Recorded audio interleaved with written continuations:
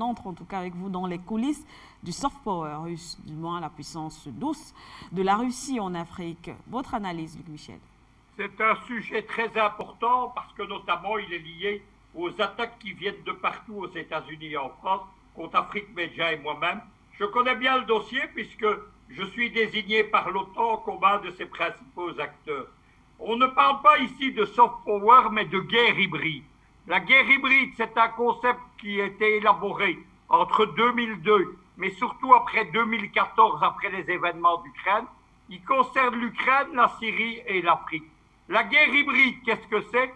C'est la réaction de la Russie, considérée comme une puissance pauvre, c'est-à-dire qu'il y a moins de moyens que les Américains ou l'OTAN, pour combattre ceux-ci. La guerre hybride, elle a deux aspects. Elle a un aspect militaire, c'est les firmes de sécurité. Comme dit l'OTAN, c'est tout ce qui est en deçà de la guerre. Il y a également la cyberwar, la guerre cybernétique. Il y a enfin un aspect qui lui relaye au soft power, justement, c'est les opérations d'influence.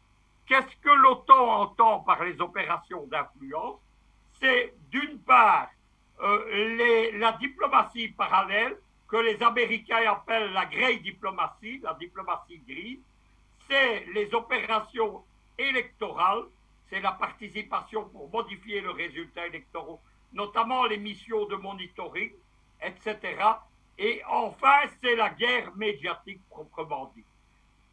Il y a toute une série qui vient de sortir fin 2020, début 2021, toute une série d'études des instituts de l'OTAN. Le but, c'est la réponse médiatique, justement, au succès de la Russie dans la guerre hybride. Comment s'est menée cette guerre hybride? Ce n'est pas mené par l'État russe. Précisément, il s'agit pour les Russes de ne pas être mêlés à celle-ci si les opérations militaires, les firmes de sécurité russes, par exemple, en Centrafrique, ou si la diplomatie parallèle ou la guerre médiatique fonctionne, eh bien, c'est tout bénéfice pour la Russie. Si ça échoue, la Russie n'est pas impliquée dans cet échec.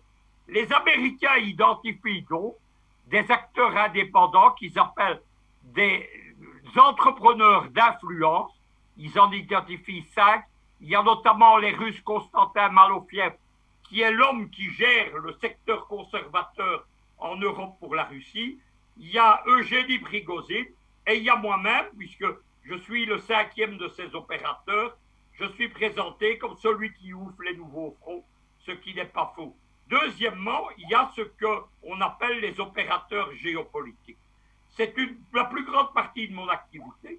Ce n'est pas les médias, ce n'est pas Afrique Média ou Presse TV ou mes Web TV. Ça, c'est la partie de l'iceberg.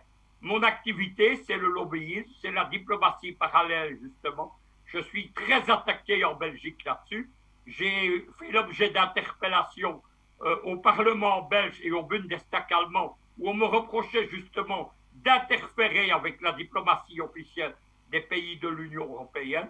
Et donc, cette guerre hybride, on peut dire grossièrement que c'est la version moderne de la guérilla. Vous savez que dans toutes les guerres modernes, les armées de guérilla qui se sont opposées dans les armées traditionnelles, eh bien, elles ont gagné ces guerres. La guerre hybride, c'est la même chose. La guerre de l'information, par exemple, Afrique Média et moi-même, nous sommes en train de la gagner en Afrique.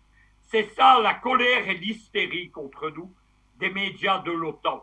Cette guerre hybride, donc, on va en parler de plus en plus, c'est un constat de l'OTAN, mais l'OTAN n'est pas resté ni les États-Unis indifférents.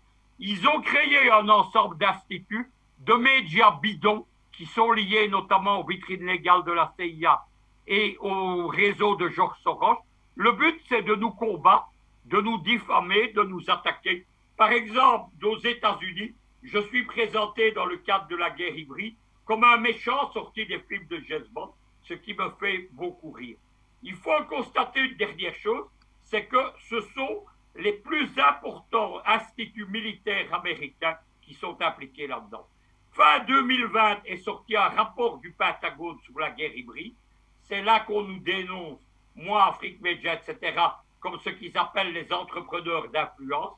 Eh bien, ce rapport, il est directement financé par le Pentagone, le ministère de la Défense américain, et par le service de renseignement de la marine américaine, le Naval Intelligence Service. Voilà ce qu'il faut retenir de tout cela. La guerre hybride, elle va être au cœur des 20 prochaines années. C'est la réponse de la Russie, mais aussi d'autres États, comme l'Iran qui arrive maintenant en Afrique. C'est la réponse à la toute-puissance qui était avant celle des médias et des réseaux occidentaux. C'est la réponse aux révolutions de couleur. C'est la réponse à la désinformation systématique. Ce qui a permis tout cela, c'est l'arrivée des nouvelles technologies, c'est l'arrivée des réseaux sociaux. Vous savez que moi, je fêterai l'année prochaine mes 50 années d'activité politique. J'ai eu dans ma vie des activités politiques dans plus de 26 pays. Au début des années 80, j'étais avec les Soviétiques dans la lutte contre ce qu'on appelait la crise des euromissiles. À l'époque, nous étions censurés. En 40 ans d'activité, on m'a donné 2 minutes sur la télévision belge et RTL. La télévision, je suis allé la chercher à Téhéran, c'est Presse TV. Je suis surtout allé la chercher à Douala, c'est Afrique Média. Afrique Média, 220 millions de téléspectateurs. France 24 Média du Quai d'Orsay, 92 millions. Il n'y a pas photo. Cela explique l'hystérie de tous ces gens.